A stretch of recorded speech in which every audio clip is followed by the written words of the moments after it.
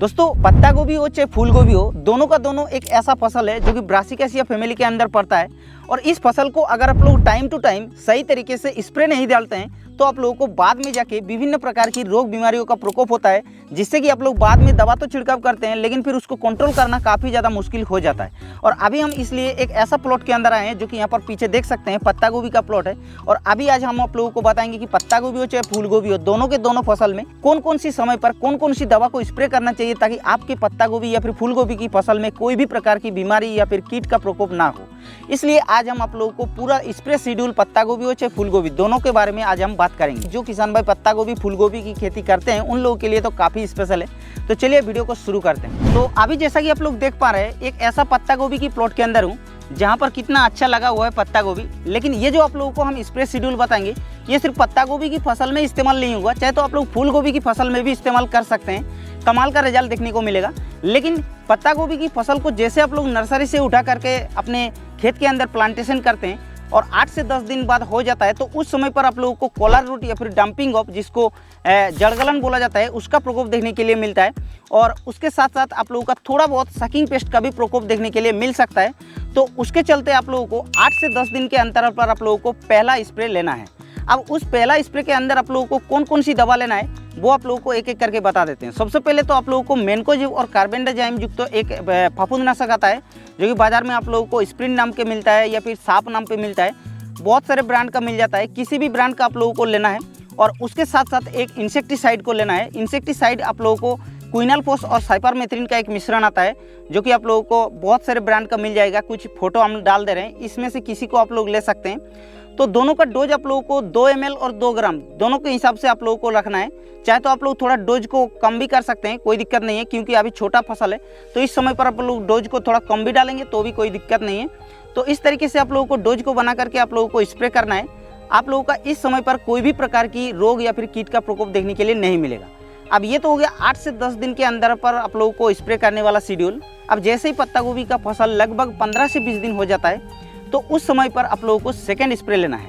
अब second spray के अंदर आप लोगों को क्या क्या दवा रखना है? सेकेंड स्प्रे के अंदर आप लोगों को सबसे पहले एक इंसेक्टिसाइड लेना है जो कि आप लोगों को बायर कंपनी का जो सोलोमोन आता है। क्योंकि क्या है कि सोलोमोन के अंदर आप लोगों को बेटा साइक्लोथ्रिन तो मिलता है, साथ ही साथ आप लोगों को इमिडाक्लोपिड का एक मिश्रण आता है, जिसके चलते क्या होता है कि उसमें सकिंग पेस्ट को भी कंट्रोल करता है। और अगर थोड़ा बहुत सेमी लूपर वगैरह या फिर जो डीबीएम वगैरह है उसका प्रकोप होता है तो उसको भी ये नियंत्रण कर लेता है। जिसके तौर पे आप लोगों को सोलोमोन को इस समय इस्तेमाल करना है 20 ml प्रति 15 लीटर पानी में। और उसके साथ साथ आप लोगों को एक रोको नाम पे फंगीसाइड आता है जिसके अंदर थाइफिनेट मिथाइल 70% मिलता है, जिसको आप लोगों को लेना है 2 ग्राम पर लीटर के हिसाब से। और उसके साथ साथ आप लोगों को एक जड़ों को विकास करने के लिए यानी कि रूट को डेवलपमेंट करने के लिए एक ह्यूमिक एसिड को इस्तेमाल करना है। ह्यूमिक एसिड आप लोगों को बाजार में बहुत सारे ब्रांड का मिल जाएगा, आप लोग किसी भी ब्रांड का ले सकते हैं। तो इस तरीके से आप लोगों को तीनों को घोल बनाना है और आप लोगों को सेकेंड स्प्रे करना है जब 15 से 20 दिन पत्ता गोभी का फसल हो जाएगा। आप लोगों को बार बार बता रहे हैं ये सिर्फ पत्ता गोभी की फसल में ही नहीं इस्तेमाल करना है, आप लोग चाहे तो फूल गोभी की फसल में भी इस्तेमाल करेंगे तो भी आप लोगों का सेम रिजल्ट देखने के लिए मिलेगा। तो ये तो हो गया सेकंड स्प्रे। अब थर्ड स्प्रे कितने दिन के अंदर करना है और कौन कौन सी दवा को स्प्रे करना है चलिए आप लोगों को बताते हैं। तो दोस्तों जैसे आपका फसल लगभग 25 से 30 दिन हो जाता है और उस समय सबसे बड़ी डर की बात आती है पत्ता गोभी फूल गोभी की फसल में, वो होता है ब्लैक रॉट। जी हाँ, ब्लैक रॉट एक ऐसा खतरनाक बीमारी जो कि इसको कंट्रोल करना एक बार अगर लग जाता है तो फिर इसको बहुत ही ज़्यादा मुश्किल हो जाता है। तो अगर आप लोगों को ब्लैक रॉट से बचना है तो प्रिवेंटिव में आप लोगों को काम करना है। अब प्रिवेंटिव में आप लोगों को कौन कौन सा ऐसा स्प्रे रखना है चलिए आप लोगों को ये बता देते हैं। तो इस समय पर आप लोगों को थर्ड स्प्रे के अंदर जो रखना है कॉपर ऑक्सीक्लोराइड और कासुकामाइसिन का एक मिश्रण आता है जो कि आप लोगों को कोनिका नाम पे मिलता है या फिर ग्लेज नाम पे मिलता है या फिर और भी अच्छे ब्रांड का मिल जाएगा।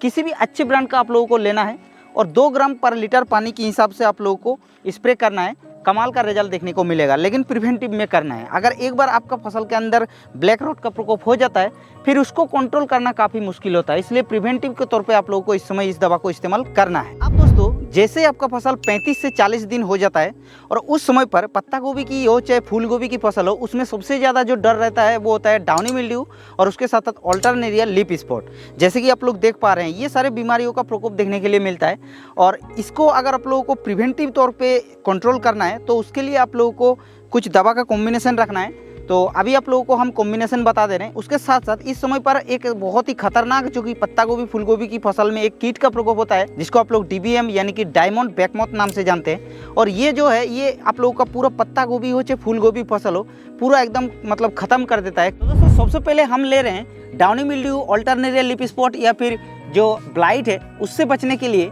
हम एक फंगीसाइड को इस्तेमाल कर रहे हैं, जिसके अंदर आप लोगों को एजोक्सिस्ट्रोबिन और टेबुकोनाजोल का एक मिश्रण आता है, जो कि कस्टोडिया नाम पे मिलता है, या फिर आप लोगों को और भी बहुत सारे ब्रांड का मिल जाता है। कुछ ब्रांड का नाम हम यहाँ पर बता दे रहे हैं। इसमें से किसी भी आप लोगों को अच्छा ब्रांड का लेना है, उसको आप लोगों को लेना है 2 ml पर लीटर पानी के हिसाब से। और उसके साथ साथ आप लोगों को DBM यानी कि डायमंड बैकमोथ से आप लोगों को बचने के लिए सबसे बेस्ट जो दवा आती है वो होता है क्लोरोफ्लोराजाइरन, जो कि UPL कंपनी का एटाबोरोन नाम के आप लोगों को मार्केट में मिल जाएगा।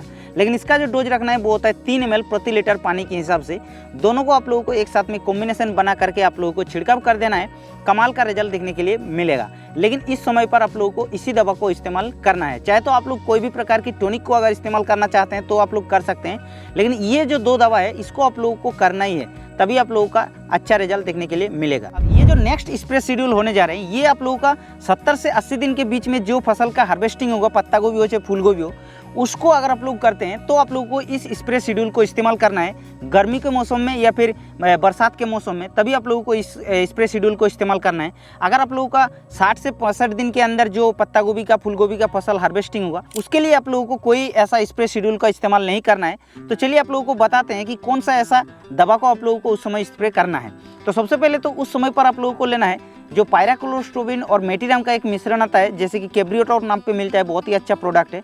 उसको आप लोगों को 3 ग्राम प्रति लीटर पानी के हिसाब से लेना है। और उसके साथ साथ आप लोगों को इंडोक्साकार्ब और नोवाल्यूरिन का एक मिश्रण आता है, जो कि आप लोगों को प्लेथोरा नाम पे भी आप लोगों को मार्केट में मिल जाएगा, तो उसको लेना है। और इस दवा को आप लोगों को कॉम्बिनेशन बना करके आप लोगों को 5th स्प्रे करना है।